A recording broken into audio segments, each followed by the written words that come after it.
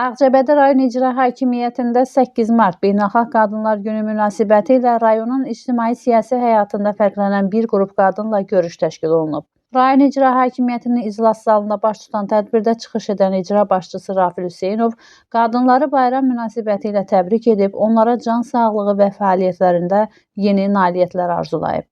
Rafil Hüseynov ölkəmizdə həyata keçirilən dövlət qadın siyasətinin uğurlarından danışaraq xanımların idarə etmə və ictimai sahələrdəki rolunun getdikcə artdığını vurğulayıb.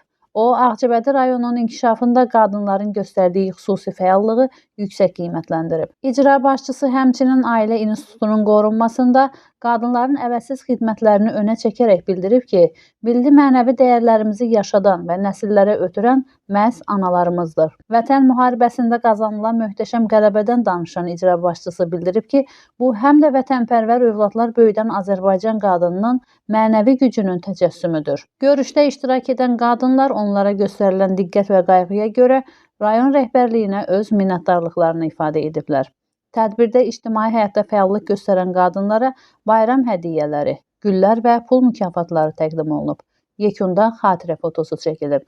Məhsəti Musa, Kənan İsayev, Aran Ağcabədi internet televiziyası üçün.